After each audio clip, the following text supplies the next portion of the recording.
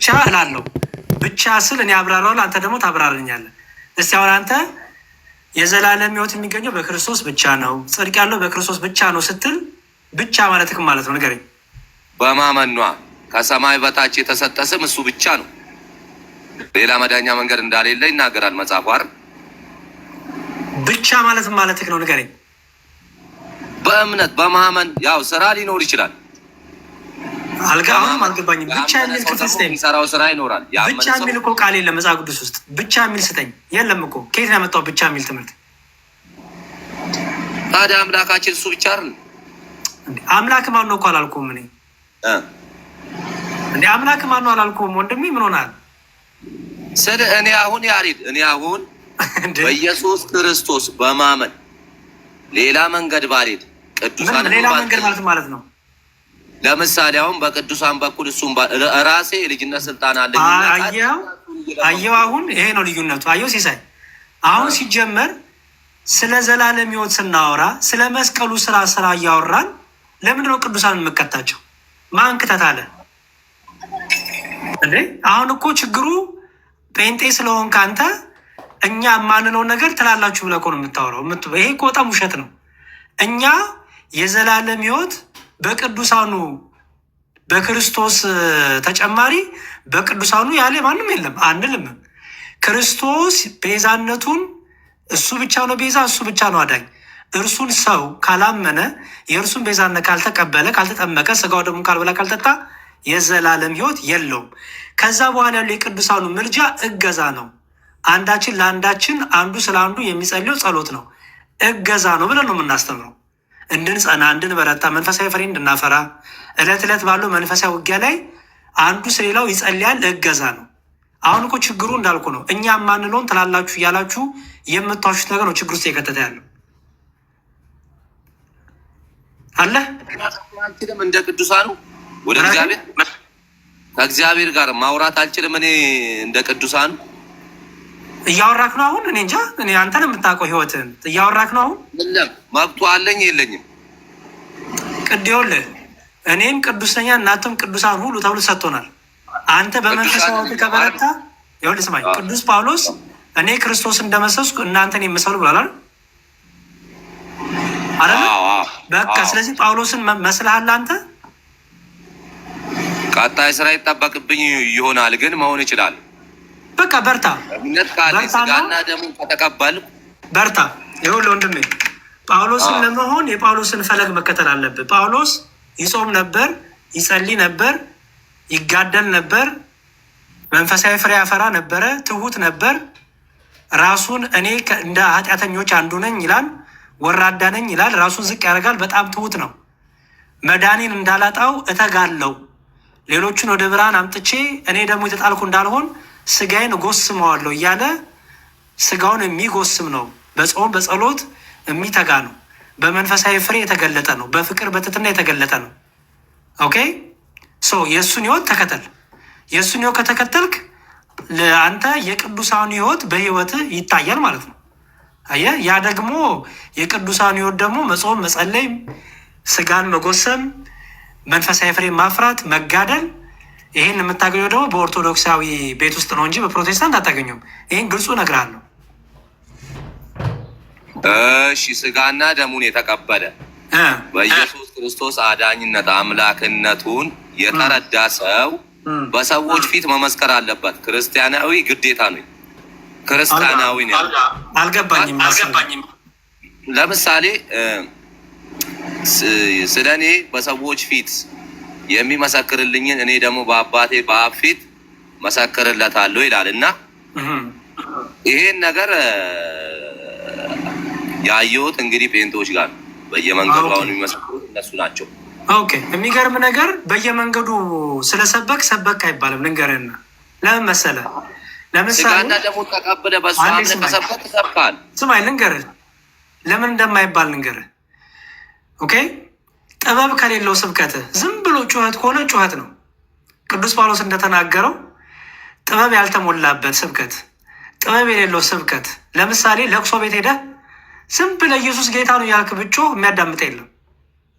ኦኬ፣ አሁን የፕሮቴስታንቱ ችግር ይሄ ነው። እኔ ፕሮቴስታንቱ በየመንገዱ የሚያደርገው ለእኔ የምጠይቀኝ ግብዝነት ነው። ኦኬ ሾው ኦፍ ነው ብዬ ነው የምነግርህ። ለምን ብትለኝ ሰው ባስ እየጠበቀ እንዲሁም ጭራሽ በጣም እየጮሁ በጣም የማይሆን ነገር በቃ እያደረጉ ስለሆነ እንደው የሚያዳምጣቸው የለም። ግን ምን ብታደረግ በፍቅር ብሰብክ፣ ለምሳሌ ወንድሜ ዛሬ ወንጌል ብነግርህ ፍቃደኛ ነህ ብለህ ብትጀምር፣ አይ አይደለሁም ካለ ይሁን እሺ በቃ እግዚአብሔር ቢረዳ በሌላ ቀን እንገናኛለን ብትለው፣ አየው ጥበብ ይባላል። የዛን ሰው ልቡን ሳታዘጋጅ ጆሮን ሳታዘጋጅ እንዴ ሐዋርያቱ እኮ ባይዘወይ እኮ ዝም ብለውም አይደለም እኮ የሚሰብኩት፣ ጥበበኞች ነበሩ። ምን ቦታ ላይ ምን መናገር እንዳለባቸው፣ የት ቦታ ላይ ምን መናገር እንዳለባቸው ያውቃሉ። ቅድም እንዳው ለቅሶ ቤት ሄደህ ኢየሱስ ክርስቶስ ጌታ ነው ብትል ከሀዘናቸው አልተጽናናቸውም። ይልቁንም ገብተህ ሀዘን ምንድን ነው በክርስትና አየህ፣ ሀዘንን የሚያበረታ መንፈስ ቅዱስ በመጽሐፍ ቅዱስ ሀዘን ያጋጠማችሁ ሰዎች እንዴት ተጽናኑ?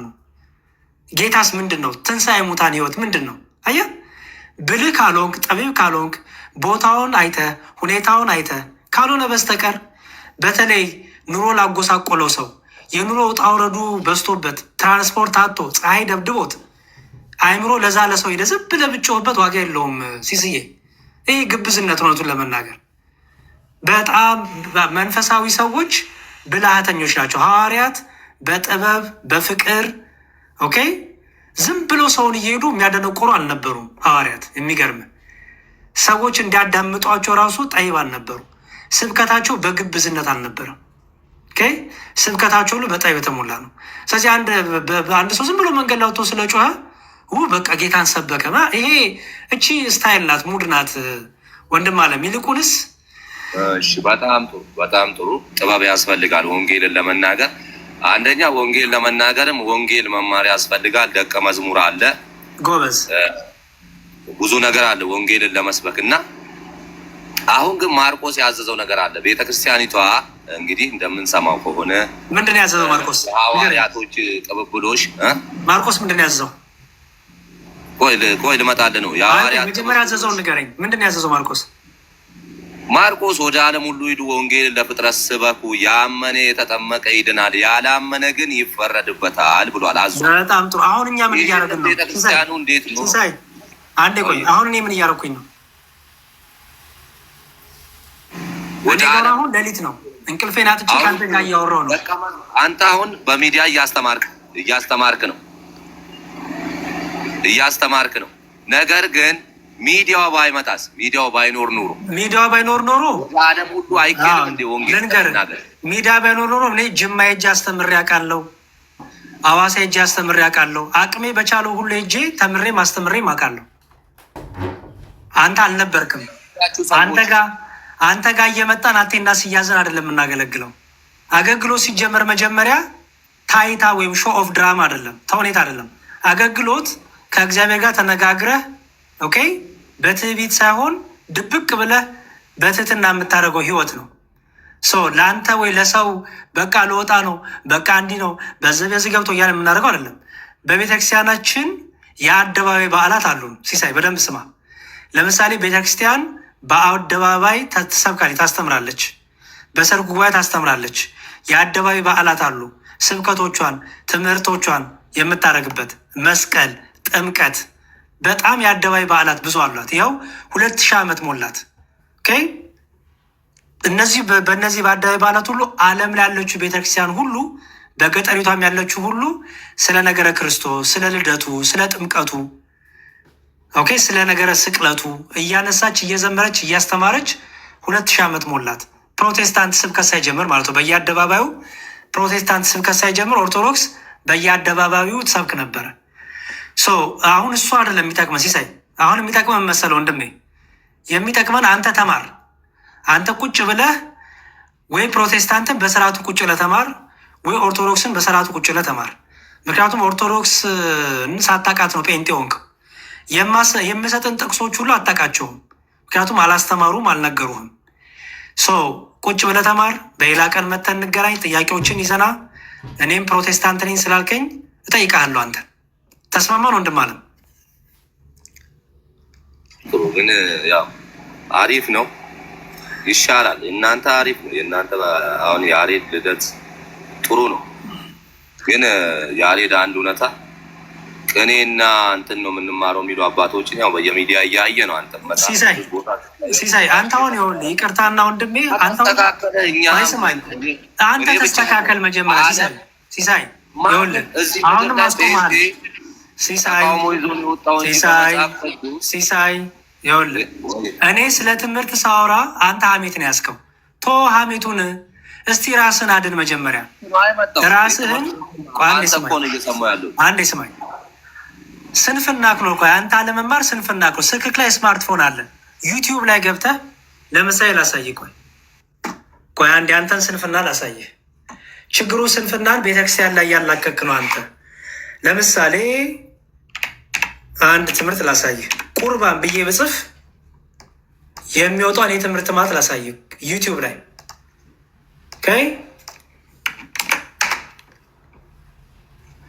እሺ ይታያል። ሚስጥረ ቁርባን ይታያል። ሚስጥረ ቁርባን የሁሉ ትምህርት ዲያቆን ሄኖክ ኃይሌ ይኸው ይታያል። የአባ ገብረ ኪዳን ትምህርት ሚስጥረ ቁርባን፣ ቅዱስ ቁርባን ይታያል። ቅዱስ ቁርባን ይሄ እንደውም ከዓመታት ፖስት የተደረገ ነው። አየህ፣ እጅ ላይ ያለውን ስልክ ተጠቅመህ ቁጭ ብለህ መማር ያንተ ፋንታ ነው። ዛሬ የቤተክርስቲያን ትምህርት በዩቲዩብም በዌብሳይቶችም ተቀምጦልሃል።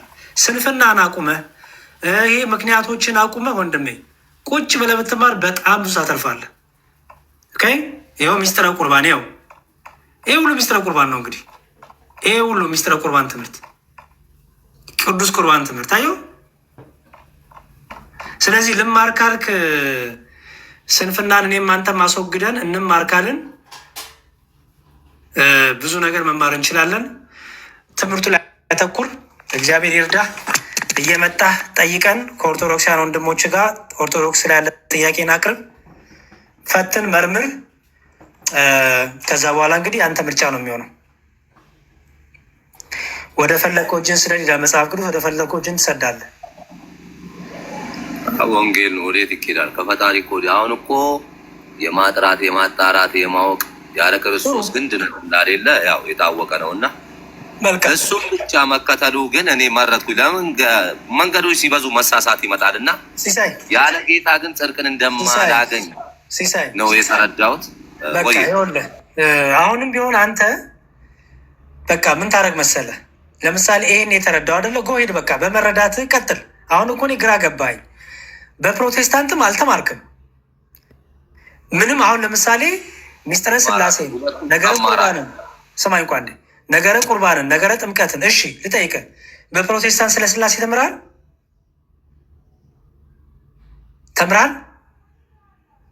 እያቆራረጡ ስለተማርኩ ነው እንጂ እነሱ አስተምሯል፣ ያስተምራል። እኔ ስለ እነሱ አንተ ተምራለሁ ነው ያልኩት። እነሱ አያስተምሩም አልኩ። አንተ ተምራል? እኔ በሆነ አጋጣሚ አልተመቸኝም፣ ትምህርቱን አልተማርክም። ችግር የለውም ቶ ምክንያቱም ሲሳይ እማራለሁ ብለህ እንድትነሳሳ ነው። አልተማርክም። እሺ በፕሮቴስታንት ስለ ስጋዊ ተምርሃል?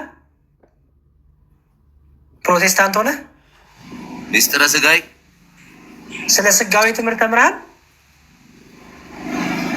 ክርስቶስ ስጋ ለብሶ ወደ ምድር መምጣቱን ነው አይደል?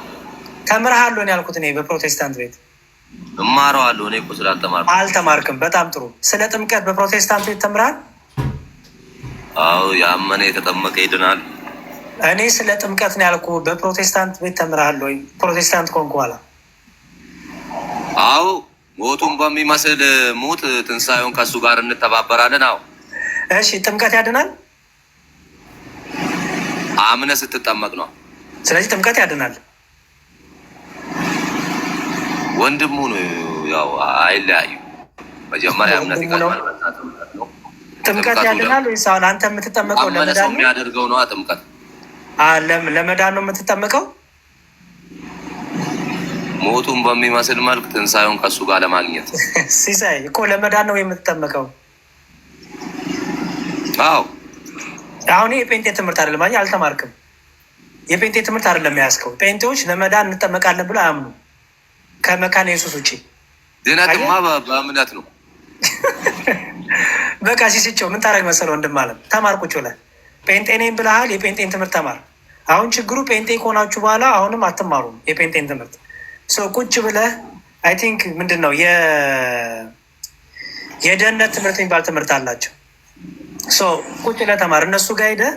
እኔ ለምሳሌ ፕሮቴስታንት በሆን ኦርቶዶክስ ጋር አይደለም እጄ ኦርቶዶክስ እንዲናት እንዲናት ያው ካሜት ማማ ቁጭ ብዬ እማራለሁ። ሂድና አንተ ጴንጤ ነኝ ብለሃል፣ ጎበዝ በርታ፣ እንኳን አደረሰ ብያለሁ። ሄደህ ተማር እስቲ ፕሊዝ። በተለይ ስለ ስላሴ፣ ስለ ስጋዌ፣ ስለ ጥምቀት፣ ስለ ቁርባን፣ ስለ ትንሣኤ ሙታን ተማርና ከዛ በኋላ ናና ደግሞ እኛን ኦርቶዶክሲያንም ሞግተን አይ እኔ ስለ ኦርቶዶክስ መማር እፈልጋለሁ፣ ስለ ኦርቶዶክስ አልማር ነው የወጣሁት፣ ስለ ኦርቶዶክስ ምንም አውቀው ነገር የለም ካልክ ደግሞ ጥያቄዎችን ይዘና ስለ ኦርቶዶክስ ትምህርት እናስረዳሃለን። እሺ ስለ ወንጌል ምን አልከኝ? ወንጌል የኦርቶዶክስ ትምህርት ወንጌል አይደለም እኮ። የኦርቶዶክስ አይባልማ ወንጌል። የኦርቶዶክስ ነው የምልህ መሰለህ፣ በቤተክርስቲያን የሚሰጠው ወንጌል ማለት ነው። በኦርቶዶክስ ትምህርት ኦርቶዶክስ ማለት ቀጥተኛ ትክክለኛ ማለት ነው። ስለዚህ ትክክለኛውን ትምህርት እናስተምራለን። ፕሮቴስታንት ማለት ደግሞ ተቃዋሚ ማለት ነው። ያው ያለ ክርስቶስ ግን ምንም እንደማላመጣ ስለተረዳሁ ነው። ለዛ ነው። እሺ ሌላ ነገር አይደለም። እንደሚመቻ አንተ ችግር የለውም። ለማንኛውም ኦርቶዶክስ ላይ ጥያቄ ሲኖር ና ቁጭ ብለህ ግን ፕሮቴስታንቶች ጋር ፓስተር አለ አሉ እንዴ? በጣም ብዙ በቃ። ስለዚህ ፓስተር ጋር ሄደህ ቁጭ ብለህ ተማር። እኔ እኮ አሁን ስንት ጊዜ ሆነ ጴንጤ ከሆንክ? 6 ወር። ታዲያ 6 ወር ሙሉ እንዴት አልተማርክም ይሄን ሁሉ? አሁን በቃ ስለዚህ ቁጭ ብለህ ፕሮቴስታንት ጋር ተማርና ከዛ እኛ ጋር መጥተህ ቻሌንጅ ታደርገናለህ ማለት ነው። መጀመሪያ ትምህርት ይቀድማል ስላለህበት ቤተ እምነት። ትምህርቱን በደንብ ማርና በቃ ስለ ኦርቶዶክስን ጥያቄ ካለ ግን መጥተህ ጠይቀህ ይመቻል። መብትህ ነው እሱ። ተባረክልኝ ወንድሜ። አሜን አሜን አሜን። ለሁላችንም እሺ፣ አሜን አሜን። እሺ በርታ። እሺ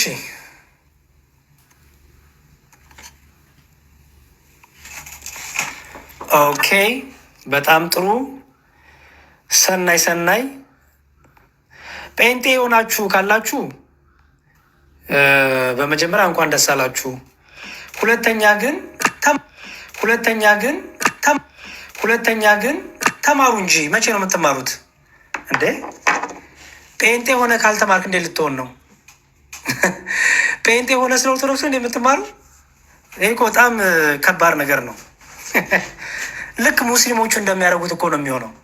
ሙስሊሞቹ መጽሐፍ ቅዱስ አጣመው ዋሽተው ሙስሊም ያደርጋሉ። ልጆቹ ግን ስለ እስልምና አያውቁም። አሁን እኮ እየተቸገርን ያለ ነው። ጴንጤዎቹ ጴንጤ የምታደርጓቸው ስለ ጴንጤ ነግራቸው አይደለም። እኔ እኮ በጣም ግራ የሚገባ ነው። ጴንጤ የሆኑ ልጆች ስናገኛቸው ገና ኦርቶዶክስ ላይ ነው የቆሙት። ስንት ዓመት ሆናችሁ? 2-3 ዓመት ሆነኝ። እሺ ስለ ስላሴ ታውቃለህ? አይ ገና ተማሪ ነኝ። ስንት ዓመት ሆነ ጌታን ከተቀበልክ? 2 ዓመት 3 ዓመት። ስለ ጥምቀት ታውቃለህ? አይ ገና እየተማርኩ ነው። ምንድን ነው የምታውቀው? ገድል ታምር። ምንድን ነው የምታውቀው? ታምረ ማርያም ገጽ እንደዚህ ላይ። ይህ እኮ በጣም አስቂኝ ነገር ነው። ወይ ጉድ! እሺ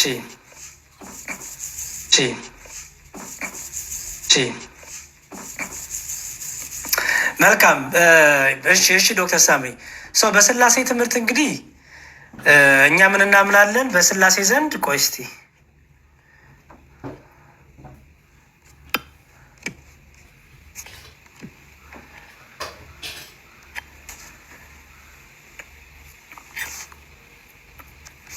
እሺ አንተ የውሸት አባት እስቲ ናግባ። እሺ ና እኔ እንድሪያስ ነኝ።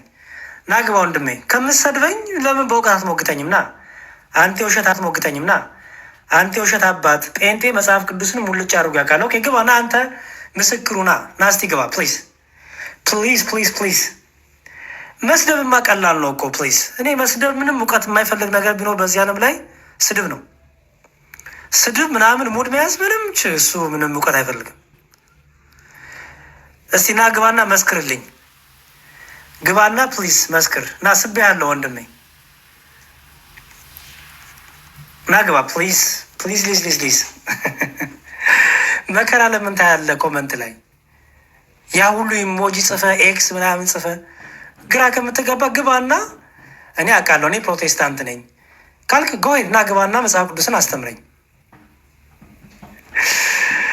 እሺ ፕሮቴስታንቶች ትገባላችሁ ወይስ ኮመንት ላይ ነው ሀሳብ የምገልጹት እና የምትጨናነቁት? ይሻላል። እሺ በቃ ይሁና እንግዲህ ኮመንት ላይ ሆኑ። እሺ ጆሲ ቃሪያ ልኳል። ቃሪያ ልካል ወንድም አለም እናመሰግናለን ስለ ቃሪያው። እሺ ዴቪድ አንኩ ተጽፏለሽ። እግዚአብሔር ነው። እሺ ዴቪድ ሀይ ሰላም ተነስተልኝ። እግዚአብሔር ይመስገን። ሰላም ነው? እግዚአብሔር ይመስገን። ክብር ተመስገን።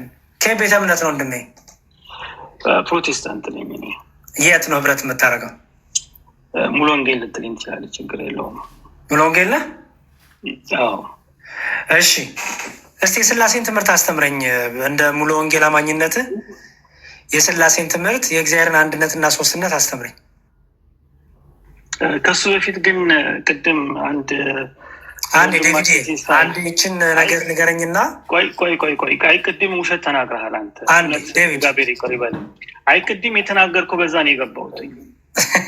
አንድነት ሶስትነት ዴቪድ ቆይ እሰጣለሁ ረድል ቆይ ተዘጋጅተን መተህ መጫወት ዴቪድ ግን ቅድም የተናገርከው ተረጋጋተው ግን ተው የሞቱ ሰዎች ዴቪድ ከሞቱ በኋላ ብለህ ምዕራፍ 28 የተናገርከው በጣም ስህተት ነው። ችግር የለውም ልናወራ እኮ ነው። በጣም ኃጢአት ነው። አረ ዴቪድ ተረጋጋተው ተው ተረጋጋ፣ ልናወራ እኮ ነው እንዴ።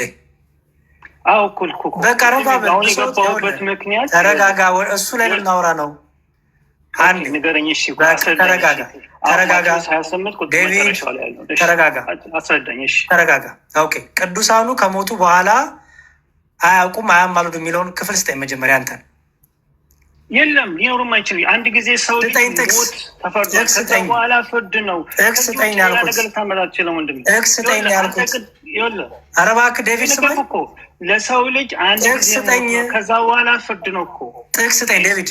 ቅዱሳን ከሞቱ በኋላ አያውቁም አይሰሙም ምንም አያደርጉ የሚል ጥቅስ ስጠኝ። አይሰሙም እንዲህ ብሎ ነው የሚሰሙት እኮ። ስጠኝ ጥቅስ ስጠኝ። መለኮት አድርገህ እኮ አንተ የምትናገረው። ኧረ ጥቅስ ስጠኝ እባክህ። መጽሐፍ ቅዱስ ጥቅስ ስጠኝ። እስከዛ ድረስ እሺ አስረዳኝ። እስኪ ማቴዎስ ምንም አላስረዳም። መጽሐፍ ቅዱስ ጥቅስ ስጠኝ። እኔ ቅድም ለወንድማችን የሲሳይ የሆነ መጽሐፍ ቅዱስ ጥቅስ ስጠኝ ዴቪድ።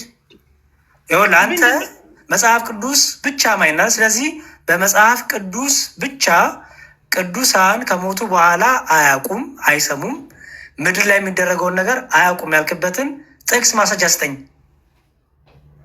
አልኩ እኮ። አሁን እኮ አንድ ጥቅስ በቂ ነው። ስጠኝ። አንድ ጊዜ ሞት ነው፣ ከዛ በኋላ ፍርድ ነው ይላል ዕብራውያን። እኔ እሱማ ሞትማ ሁላችን ላይ ሞታለህ፣ አንተም ትሞታለህ። እሱ አይደለም ጥያቄ። እኔ ማን ይሞታል አይደለም። ስማኝ ዴቪድ፣ ርዕሱን ደግሞ አውራ ስትባል ደግሞ ጩኸት አይደለም። ይኸውልህ የጠየቁ ጥያቄ አንዴ ዴቪድ ይኸውልህ እኔ መጠየቅ ሰውን እጠይቅሃለሁ። የቅድሞ ወንድሜ ስለ ጠየቀን የምለው፣ አንተ ግን ደግሞ ተጠያቂም ነህ። አየህ አሁን እንደ በፊቱ ዝም ብሎ ጠይቆ ሸጉዶ መውጣት የለም፣ ትጠየቃለህ አንተ። እኔ አሳይሃለሁ፣ ችግር የለብኝም። አንተን የምጠይቅ ግን እንደ አንድ ፕሮቴስታንት ቅዱሳን አይሰሙም አያውቁም ያልክበትን ማስረጃ ስጠኝ። ይህ እኮ አንድ ነገርኩህ እኮ ዕብራውያን ላይ ምን ይላል? ጥቅሱን አውጥቼ እሰጥሃለሁ። ንገረኝ፣ ጥቅሱን ላንብበው። መጽሐፍ ቅዱስ እከፍትልሃለሁ። እሺ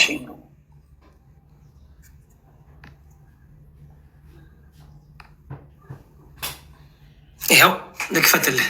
ኦኬ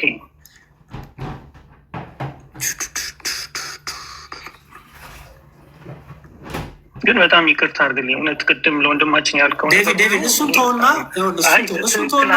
አሁን ታወራለህ። ዝም ብለህ ከኔ ጋር እናወራለን። ግን ትክክል አይደለም ዴቪድ።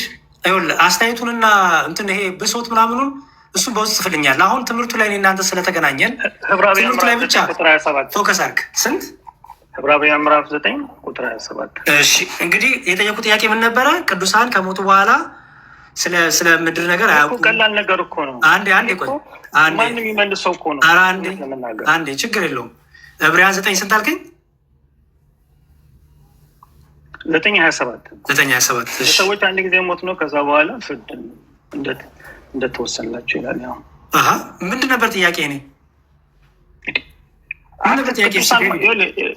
ሰው ሁሉ አንተ ሰውን እኮ ዝጋቢ አድርገህ እኮ ነው የምትናገረው። ዴቪድ ፕሊዝ ውሸት አቷሽ። እዚህ ቁጭ ጥያቄ ለሰዎች አንድ ጊዜ ሞት ነው። ዴቪድ ስማኝ፣ ጥያቄ ምንድን የጠየቁ ንገረኝ። ቆይ እስኪ ንገረኝ ወንድሜ፣ ጥያቄ ምን ነበረ ዴቪድ? ቅዱሳን ያልካቸው እናንተ ቅዱሳን የምትላቸው። ኧረ እባክህ ጥያቄ ምን ነበረ? ተው የጠየቅኝን ከሁሉም ሰምተናል እኮ። ጥያቄ እንድገም ጥያቄ ምን ነበረ? ቅዱሳን ያልኩህ አይደለም? ቅዱሳን ሰዎች ናቸው ለእኔ። ቅዱሳን ለእኔ ሰዎች ናቸው። ለአንተ ቅዱሳን ምንድን ናቸው አላልኩም እኔ። ቅዱሳን ጥያቄ ምን ነበረ? ሰዎች በክርስቶስ ሲያመኑ ጥያቄ ምን ነበረ? ጥያቄ ምን ነበረ? ችግር የለውም አንተ ጋር እኮ ነው ያለው ሀሳብ። ጥያቄ ምን ነበረ ወንድሜ? ይኸው ነገርኩህ እኮ። ጥያቄውን አልከኝ፣ ጠየቅከኝ፣ መለስኩልህ። ጥያቄ ምን ነበረ? ስለ ቅዱሳን ነው የጠየቀኝ። ስለ ቅዱሳን ምን በኋላ ቅዱሳን ከሞቱ በኋላ መነጋገር እንደሚችሉ ከኛ ጋር እኮ ነው የምትናገረው። እሺ አንተ የሰጠኝ ጥቅስ ደግሞ ምን ብለህ ነው? ለሰዎች አንድ ጊዜ መሞት ከእርሱ በኋላ ፍርድ ተመደባቸው። ምን አገናኘው? ሰው ከሞተ በኋላ መልሶ እንዴት ነው ከአንተ ጋር ህብረት ሊያደርግ የሚችለው? ይሄ ስለሞት ነው የሚያወሩ። ይሄ ስለሞት ነው የሚያወሩ ብቻ ነው። የሞተ ሰው ዴቪድ ቶ በእናትህ ትርፉን ቃሉን ተወዙ። የጠየቁ ጥያቄ ላይ ይኸው መጽሐፍ ቅዱስ ከፍቼ እያወራሁ ነው ወንድም አለም። ይሄ ተወሱ። ቆይ ግን አንተ ሰው ከሞተ በኋላ አሁን እኮ የምትናገረው እኮ ሰው አይደለም እኮ ነው የምትለው። ኦኬ እኔ ደግሞ ውሸታም ሰው አልወድም። የሚገርማችሁ በጣም ውሸታም ሆንክ። ሌላ ሰው የሚገባ ካለ ላስገባ። እኔ ሰው አይደለም ብያለሁ። ሰው እግዚአብሔር ነው ብያለሁ። ለምንድን ነው የምትዋሹት እንዴ? የምን ብሶት ነው? ብሶት ውሸት እንዴት ይሆናል እንዴ? አትሊስት ያልኩትን እንኳን እንዴት አደግም እንዴ? እሺ እንድሪያስ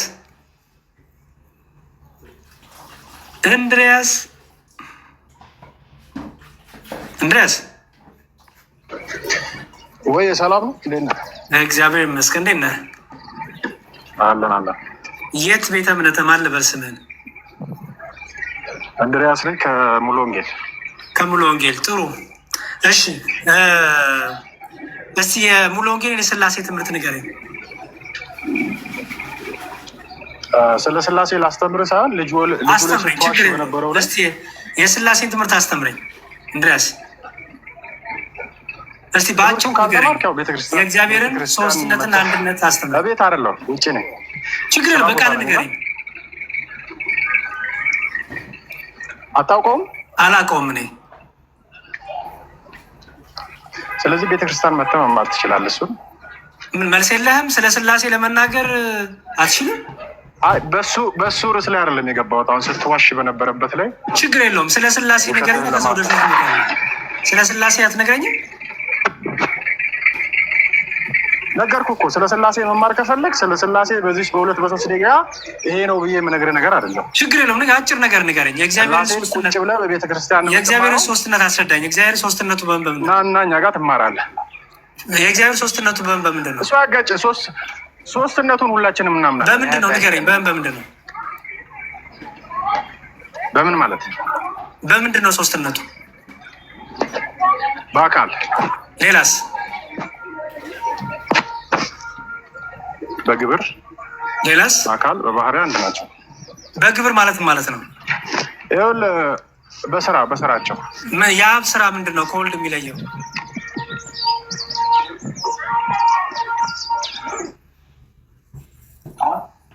አብማ ልጁን ላከዋ። አብ ልጁን ላከው። ስለ ስላሴ እያወራ አብ ልጁን ላከው ትላለህ? ስለ ስላሴ እኮ ነው የምታወራው። አብ ልጁን ላከው። ስለ ስላሴ ነው የምታወራው ወንድሜ። ስለ ስላሴ ስታወራ አብ ልጁን ላከው ይባላል እንዴ? እኮ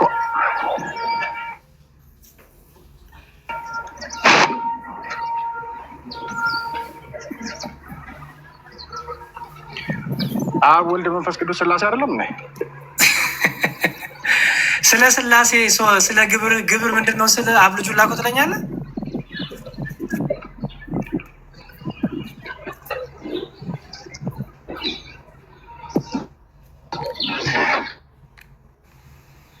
አይ መጨነቅ፣ አይ እናንተ ይሁን እስቲ ይሁን ይሁን አለ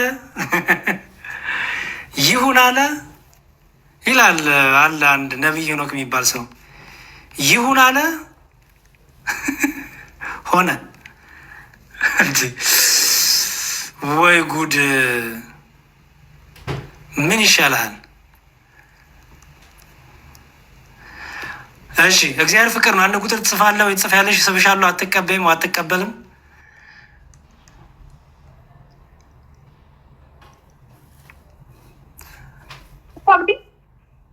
እሺ ሰላም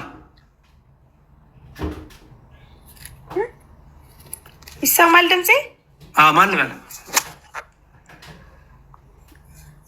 እኔ ከሙስሊም የመጣሁ ነኝ እና ጥያቄ ነው ወይ ነው እኮ መተሽ የት ሄድሽ? ማለት የት ገባሽ? ጴንጤ ነሽ? ኦርቶዶክስ ነሽ ወይስ? የትም አልገባውም።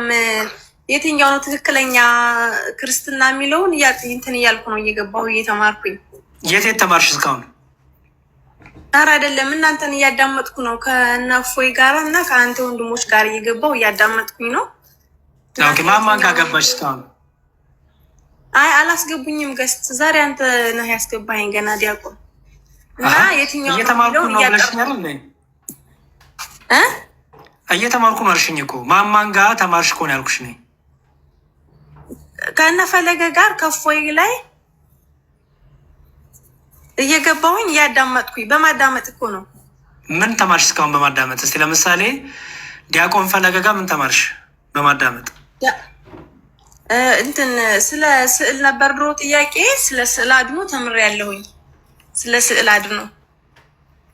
እሺ ሌላስ? እና ሌላ የቀረኝ ነገር አላህ ይወልዳል አይወለድም የሚለው ስለሱ ተምሬያለሁኝ። የተረዳሁት ነገር አለ።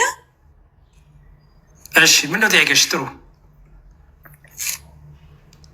ቁርባን፣ ቅዱስ ቁርባን። እሺ እና ቁርባን የሚጠይቁት አሉ አይደል? እነዚህ ገብተው ፕሮቴስታንቶች እና እንደነሱ ግልጽ አድርገህ እንድታስረዳኝ ነበረ። ቁርባን መታሰቢያ ነው ወይስ እንትን ነው ብዬ ነው ዝም ብሎ ለኛ ጥሩ። እሺ ይኸውልሽ፣ ለእኛ ለኦርቶዶክሲያን ቅዱስ ቁርባን እውነተኛ የጌታ ስጋና ደም ነው። በደንብ ስሚኝ። ለእኛ ለኦርቶዶክሲያን ቅዱስ ቁርባን እውነተኛ የጌታ ስጋና ደም፣ ምክንያቱም ጌታ ራሱ ምን ብሎ ስለተናገረ እውነተኛ ነው ስላለ። ዮሐንስ ወንጌል ምዕራፍ 6 ላይ እንዲህ የሚል ቃል አለ። ይኸው ቁጥር 54 ጀምሮ ስለዚህ ኢየሱስ እንዲህ አላቸው፣ እውነት እውነት እላችኋለሁ የሰው ልጅ ስጋ ካልበላችሁ ደሙንም ካልጠጣችሁ በራሳችሁ ሕይወት የላችሁም። ስጋዬን የሚበላ ደሜን የሚጠጣ የዘላለም ሕይወት አለው፣ እኔም በመጨረሻው ቀን አስነሳዋለሁ። ስጋዬ እውነተኛ መብል፣ ደሜም እውነተኛ መጠጥ ነው። ስጋዬን የሚበላ ደሜን የሚጠጣ የዘላለም ሕይወት አለው፣ እኔ በእርሱ እኖራለሁ፣ እርሱም በእኔ ይኖራል ይላል። ስለዚህ ለእኛ ለኦርቶዶክሲያን የኢየሱስ ክርስቶስ ክቡር ስጋ ክቡር ደም እውነተኛ ነው፣ የዘላለም ሕይወት ይሰጣል። ስንበላው እርሱ በእኛ እኛ ደግሞ በእርሱ እንኖራለን፣ ህብረት እናደርጋለን። ታዲያ መጽሐፍ ቅዱስ ላይ መታሰቢያ የሚለው ምንድን ነው ካልሽኝ፣ መታሰቢያ ማለት ሞቱን፣ ግርፋቱን፣ ሕማሙን እያሰብን የምንበላው የምንጠጣው ስለሆነ ነው። ጌታም ለመታሰቢያ አድርጉት ሲል ሕማሙን፣ ግርፋቱን፣ ስለኛ መከራ መቀበሉን፣ ደሙን ማፍሰሱን ይህን እያሰብን ይህን በእንባ እየተናገርን እያሰብን ይህንን እያመንን ስጋውን ደሙን እንድንበላ እንድንጠጣ ሲያሳስበን ምን አለ? ይህን ዕለት ዕለት አድርጉት፣ ይህን ለመታሰቢያ አድርጉት አረ። ለምሳሌ አሁን አንቺ ስለሆነ ሰው መታሰቢያ ታደርገሽ የሆነ ቀን እየጠበቅሽ አይደል? አይደል? አሁን ያ ምንድነው ጥቅሙ? አንቺ እስካለሽ ድረስ ያን ነገር ዕለት ዕለት ታደርጊያለሽ ማለት አይደለም? አሁን እናቴ ሙት አሁን ለምሳሌ በየዓመቱ መታሰቢያ ያደርጋሉ። ወይ ነዳያን ትመግቢያለሽ፣ ወይ ጸሎት ታደርጊያለሽ፣ የሆነ ነገር ታደርጊያለሽ አይደል? በቃ አሁን ይሄ ምን እያደረግሽው ማለት ነው? አሁን መታሰቢያ ስለ እናትሽ አልሞቱ ማለት ነው አይደለም? እናትሽ እኮ አርፈዋል አይደል? መታሰቢያው ምኑን ነው የሚያስይዘው? ስለ የእሳቸውን ነገር የምትናገሪበት የእሳቸውን እንዴት እንዳሳደጉሽ ፍቅራቸውን፣ እንክብካቤያቸው ሁሉ እያሰብሽ አይደለ? እንዲሁም ታለቅሻለሽ እኮ አንዳንዴ አይደል? በጣም ጥሩ ሰው ኢየሱስ ክርስቶስ መታሰቢያ አድርጉ ሲል ስጋ እውነተኛ አይደለም እያለ አይደለም። ስጋውማ እውነተኛ ነው፣ ደሙም እውነተኛ ነው። ለዚህ ነው የዘላለም ሕይወት የሚሰጠው። መታሰቢያ ግን አድርጉት ያለው ለምንድን ነው? ሁላችን የምናደርገው፣ ሁላችን የምንበላው፣ የምንጠጣው በቤተ ክርስቲያን የሚፈተት የሚዘጋጅ ስለሆነ ዕለት ዕለት ሞቱን ትንሣኤውን እየተናገርን እየዘመርን እየጸለየን ዕለተ ቀራንዮን እያሰብን የምንበላው የምንጠጣው ስለሆነ ነው። ይህን ለመታሰቢያ አድርጉት ያለው እንጂ ስጋው እውነተኛ ደሙ እውነተኛ አይደለም ማለት አይደለም። ስጋዬ መታሰቢያ ነው አላለም ጌታ በአንድም ክፍል ላይ። ለምሳሌ ላሳይሽ። የማቴዎስ ወንጌል ምዕራፍ 26 ቁጥር 26 ላይ ይህን ለመታሰቢያ አድርጉ አለ እንጂ ስጋዬ መታሰቢያ ነው አላለም። እሺ ምን ይላል? ሲበሉም ኢየሱስ እንጀራን አንስቶ ባረከ፣ ቆርሶም ለደቀ መዛሙርቱ ሰጠና እንካችሁ ብሉ፣ ይህ ስጋዬ ነው አለ። ጽዋውንም አንስቶ አመስግኖም ሰጣቸው፣ እንዲሁም አለ ሁላችሁ ከእርሱ ጠጡ፣ ስለ ብዙዎች ለኃጢአት ይቅርታ የሚፈስ የአዲስ ኪዳን ደሜ ይህ ነው አለ። እሺ ገብቶኛል። እሺ ስለዚህ ጌታ መታሰቢያ አድርጎ ያለው ሞቱን፣ ግርፋቱን፣ መከራውን እየተናገርን በጸሎት ሆነን የምናዘጋጀው ስለሆነ፣ ግን የምንበላው የምንጠጣው ግን ስጋው ነው ደሙ ነው። ጌታ ስጋዬ ብሎታል፣ ህብስቱን ጽዋው እንደሆን ደሜ ብሎታል። እውነተኛ ነው ብለን እኛ ኦርቶዶክሲያን በላን እንጠጣለን። በዚህ ነው ከፕሮቴስታንት የምንለየው። አሁን እኮ አንድ እንትን ጆባ ነው ምናምን የምትባል ያኛው ብላ የሆነ ነገር ብላኝ ይህን መጽሐፍ አንብቢ ብላ ሰጠችኝ እና ኢየሱስ ክርስቶስን ይሄ በየመንገዱ ነው የሚሰጥ በግድ ሰጠችኝ። አሁን እንዴት ላድርገው? አነበብኩትኝ ያህዌ ነው አምላክና ኢየሱስ ክርስቶስ ሚካኤል ነው አለችኝ እና እዛ ላይ አወዛግባኝ ሚካኤል ነው የሞተ እሱ የጆቫዎች ሀሳብ ነው። ልክ ሙስሊሞቹ ኢሳን ፈጥረው ኢሳን ኢየሱስ ነው ብለው እንደሚዋሹት ኢሳ የሚባል ገጸ ባህሪ ክሬት አድርገው አንቺ ሙስሊም እያለች ታውቂዋለሽ። ኢሳ የሚባል ገጸ ባህሪ እስልምናው ፈጥሮ ውሸት ኢሳ ኢየሱስ ነው ብሎ እንደዋሸው ማለት ነው። ልክ ጆቫዎችም እንደዛ ናቸው። ክርስቶስን ሚካኤል ነው እያሉ ያዋሻሉ። ይሄ ውሸት ነው፣ ምንፍቅና ነው፣ ክህደት ነው። አንቺ ትክክለኛውን የሆነ የክርስትና ትምህርት በደንብ አድርገሽ መያዝ ነው። አሁን ነዮብ ሲያስተምሩ አሁን ከሲወርድ ሲዋረድ ብሎ ልደተ ቃል ሲያስተምሩ ያንን ስለሰማሁን በዛ ስለሰማሁን አጥርቼ ለመግባትና አሁን ጥምቀት ምን ለመጠመቅ ምን ነው ማደርግ የሚለውን ብትነግረኝ መጀመሪያ ዶግማ ትምህርትን መማር ነው። ኦኬ እኛ ጋር እንደምታውቂው በኦርቶዶክስ በእኛ በኦርቶዶክስ ቤተክርስቲያን ዝም ብሎ በቃ አንድ ቁጥር ጻፊ ነይ ሻሃዳ ያዢ ነይ ጣት አውጪ ነይ ዓይንሽን ጨፍኝ የሚባል ነገር የለም። እኛ ጋርም ደግሞ መጀመሪያ ትምህርት ይቀድማል። ትምህርት ይቀድማል። ስለዚህ መጀመሪያው ትምህርት ዶግማ ትምህርት ነው። ወይም ዶግማ ማለት ሃይማኖት የሆነ ትምህርቶች የስላሴ፣ የስጋዌ፣ የጥምቀት፣ የቁርባንና የትንሣኤ ሙታን እነዚህን አምስቱን ትምህርቶች መማር አለብሽ መጀመሪያ በደንብ ኦኬ። ከዛ ልክ እነዚህን ተምረሽ አምኛለሁ አሁን ገብቶኛል ስትይ ቀጥሎ እንግዲህ ምን ይመጣል ማለት ነው? የንስሐ አባት ትይዣለሽ። የንስሐ አባት ማለት መንፈሳዊ አባትሽ ማለት ነው።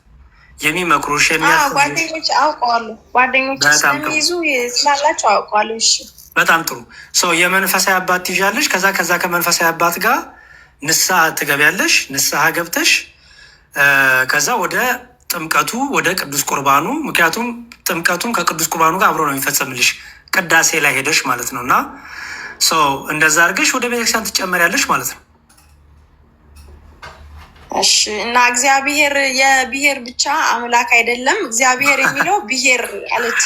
እግዚአብሔር የሚለው የብሔር ነው እና ግዕዝ አምላክ ነው አያውቁም። ውሸት ነው እሱ ውሸት እኮ ነው። ይኸውልሽ አንቺ ትክክለኛውን ትምህርት ከክርስቲያኖች ስሚ። በመጀመሪያ አጥርቼ ለመምጣት ነው የምጠይቅ። አሁን እዚህ ነው ማዳመጥ ብዙ ጊዜ። ይኸውልሽ ትክክለኛ ትምህርቶችን አሁን ከእስልምና ብትሰሚ ውሸት ነው የሚነግሩሽ። ስለዚህ ትክክለኛ ክርስቲያኖች ትምህርት ከኛ ስሚ። ተረድቼዋለሁ። እግዚአብሔር ፍቅር ነው ብዬ የጻፍኩኝ እግዚአብሔር አምላክ እንደሆነ አውቃለሁ። ግን በእግዚአብሔር ስም ብዙ ስላሉ የትኛው የሚለውን ብቻ ነው አሁን ማጥራት። በሐዋርያ ቅብብሎሽ እየመዘንሽ መከተል ነው። እኛ በሐዋርያ ቅብብሎሽ ያለችው ኦርቶዶክሳዊ ተዋሕዶ ቤተክርስቲያን ብለን እናምናለን። ሌሎቹ ከዚህ ውጭ ናቸው ብለን እናምናለን። ለዚህ ነው ለጴንጤዎቹ የምንሰብከው። ሰው እግዚአብሔር ማለት እግዚ ማለት እና እግዚ አለ አብ አለ ሄር አለ። አይሹ ብሄር አይደለም የሚለው እዚህ ጋር እግዚ አብና ሄር ነው የሚለው። እሺ እግዚ አለ እግዚ ማለት እግዚ ጌታ ገዥ ፈጣሪ አምላክ እንደማለት ነው። አብ ሄር ይላል ማለሹ አብ ሄር አብ ደግሞ ማለት አባት እንደማለት ነው አይደለ? አባት እንደማለት ነው። ለምሳሌ በግዕዝ አቡ እንላለን አይደል? ለምሳሌ አባታችን ስንል በግዕዝ አቡነ ዘበሰማያት አይደለም ነው። እሺ አቡነ ማለት አባት ማለት ነው በግዕዝ። ስለዚህ አብ የሚለውም የግዕዝ ነው። አብ ወልድ አይደለም ነው። ወልድ ማለት ልጅ ማለት ነው። ኦኬ አብ ደግሞ ማለት አባት ነው። ሄር የሚለው አይሹ የፍጥረት ሁሉ የዓለም ሁሉ የፍጥረት ሁሉ የዓለም ሁሉ ገዥ የፍጥረት ሁሉ የዓለም ሁሉ አባት የፍጥረት ሁሉ የዓለም ሁሉ ጌታ እንደማለት ነው ትርጉሙ እግዚአብሔር ማለት ነው።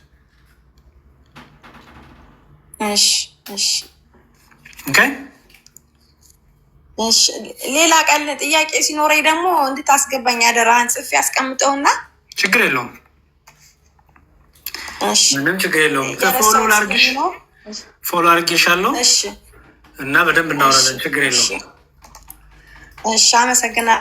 እግዚአብሔር ይስጥልኝ። በርቺ። እሺ አሜን አሜን። እሺ በኢ ነው ዛሬ ይበቃናል። ረጅም ሰዓት ወሰድኩ። እኔ ጋርም ሌሊት እየሆነ ነው። ለማንኛውም የኦርቶዶክሳውያንን ትምህርት ከፕሮቴስታንቶች ከሙስሊሞች አይደለም የምትማሩት። እሺ የኦርቶዶክስን ትምህርት ከኦርቶዶክስ ተማሩ። የእስልምናን ትምህርት ከሙስሊም ተማሩ። የፕሮቴስታንትን ከፕሮቴስታንት ተማሩ። እንደዛ እያደረጋችሁ ትክክለኛውን ነገር ለማግኘት ብትሞክሩ መልካም ነው። እሺ ፎሎ አድርጌሻለሁ እህቴ እና በውስጥ አውሪ ስልክሽን አስቀምጪልኝ፣ እናወራለን እና አንቺ። በተረፈ ሁላችሁንም እግዚአብሔር ይስጥልኝ ስለነበረን ጊዜ። እግዚአብሔር ስም የተመሰገነ ይሁን። የተከፈተ ቤት አለ፣ የተከፈተ ቤት አለ። እግዚአብሔር የተከፈተ ቤት አለ።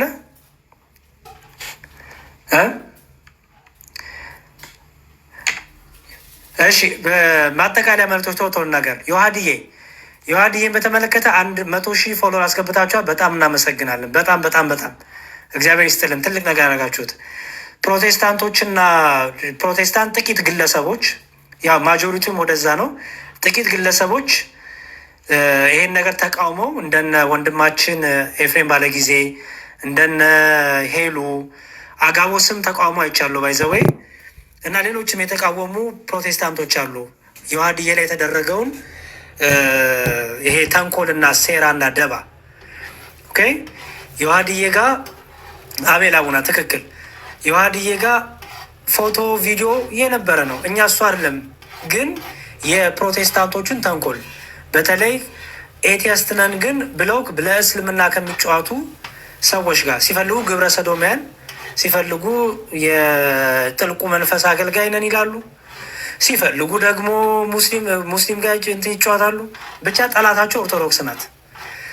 ከነዚህ ሰዎች ጋር ህብረት አድርገው ዮሐድዬንን በቃ እንደዚህ እናደርጋለን ምናምን የሚል በጣም የሆነ የክፋትና የተንኮል የሴራ ነገር ሲደረግ አይምሮ ያላቸው ፕሮቴስታንቶች ይሄኛን አወክልም ብለው ራሳቸውን ያወጣሉ። ይሄ በጣም ትልቅ ነገር ነው። እግዚአብሔር ይስጣችሁ። መመሳሰል የሚባል ነገር አያችሁ፣ ክፋቱ ይሄ ነው። ኦርቶዶክስ እስከተጠላሽ ድረስ ኦርቶዶክስን